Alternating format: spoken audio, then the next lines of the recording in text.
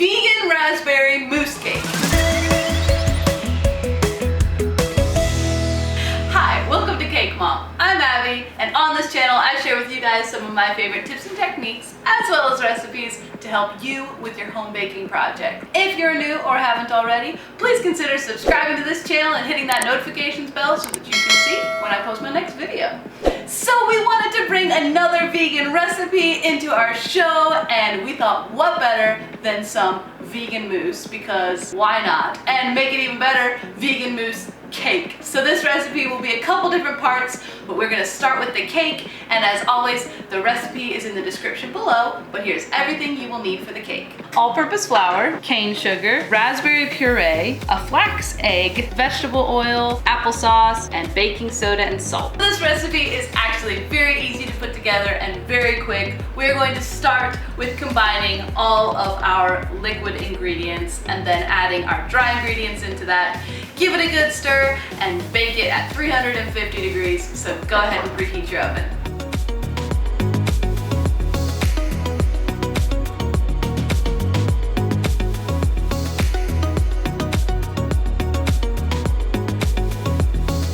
So we're going to bake these cakes for approximately 30 to 35 minutes, or just until they are done, which is when a toothpick inserted into the center of the cake comes out clean. And then we're going to cool them completely before we try to assemble. Okay, so now it's time to make our mousse, and I have started with my raspberry puree, which I've made from frozen raspberries. You can also use fresh raspberries, and I am straining it out through a sieve to get rid of the crunchy seeds so that you get a nice smooth mousse when it's all done. We're also going to need some granulated sugar, aquafaba, which is bean water from a can of chickpeas. Now, I went ahead and got the reduced sodium. The less salt you can find, the better, because it will be too salty if you get the full salt version. Also, I have some vegan cream cheese, vanilla, and some cream of tartar. So we are going to start by adding our vegan cream cheese, half of our sugar, raspberry puree, and vanilla extract into a standing mixer and cream it up until it is completely combined. And then we're going to set that aside while we whip up our aquafaba.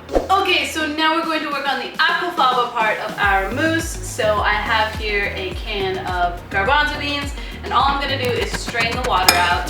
That's all there is to that. Now, I have put my mixer bowl in the freezer because I want everything I'm using right now to be extra super cold. So let me go grab that. Also, before you try to whip any kind of meringue, especially aquafaba, you want everything to be completely grease-free. Any grease will prevent the aquafaba from foaming up properly. So I just have a little bit of white vinegar here, and I'm gonna wipe down my mixing bowl and my beater. Go ahead and put your aquafaba in your mixer and add a little bit of either lemon juice, or I've got cream of tartar here. That's just a little acid. And then whip that on high speed until you have stiff peaks. Once it's almost to stiff peaks, you'll go ahead and add your sugar just a little bit at a time, maybe like a half a teaspoon at a time, because you don't want to deflate your aquafaba, but you do want to go ahead and incorporate this. Once it's at stiff peaks where you can dump the bowl over your head and not get anything in your hair, you're good.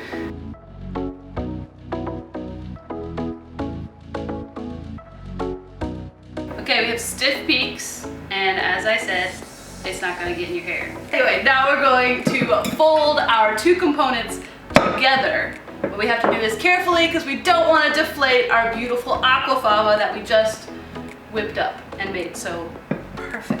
So what you're going to want to do, add some of your aquafaba into this other mixture a little bit at a time, because if you add this mixture straight into the aquafaba, it's just too heavy and it will completely deflate all of the air you've whipped into here. So in 3 parts, you're going to carefully fold aquafaba into your cream mixture. So 1 part, fold it gently, carefully. The second part, gently, carefully, and then the final part. And you want it to be nice and smooth with no clumpy lumpies, but you don't want to overfold it. Do not want a deflated mousse. Okay, so our mousse is done, and as you can see, this is absolutely glorious. I honestly did not expect it to be that beautiful. So we are going to begin our assembly, but there is still one more step. First, I need to go get the cake out of the freezer. I spread my mousse into the bottom of a prepared pan. I use parchment paper. If you have something like acetate, or you can use plastic wrap, it makes the sides a little bit more crinkly. Spread it all in there as evenly as possible, and now I'm going to put one layer of my cake down on top of it and just gently press. I don't want to squash it down in there. Throw it in the freezer, and we are going to make some vegan buttercream to go in between our two cake layers. Okay, for our last component, we're going to make a quick vegan buttercream to go in between our two cake layers, and as a nice little decoration on top. Like I said before, the recipe's in the description below. Here's what you'll need. We have some vegan butter. I am using the Earth's Balance in sticks, a little bit of powdered sugar, a little bit of cornstarch, some vanilla, or whatever flavor you would like. Basically what we're going to do is cream this all together. A couple pointers is you'll want your powdered sugar to be sifted and your butter to be not completely room temperature or soft. It will be too runny, and then you'll end up melting your powdered sugar and you'll just have liquid buttercream. So still kind of cold, but soft enough that you can kind of press it a little bit. You don't want it to be rock hard. We are going to do our final assembly as far as before setup goes, and then this has to set up in the fridge or freezer for a while. So I've grabbed my other cake layer and I'm going to level it off and then put the buttercream in between the two cake layers and stick it in the fridge.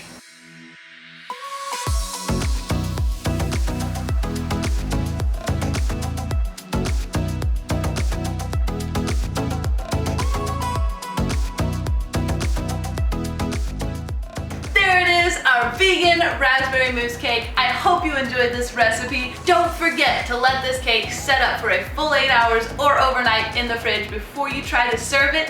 And it is lovely as an ice cream cake. So if you want to do it that way, stick it in the freezer overnight and you can serve it up the next day. Absolutely awesome.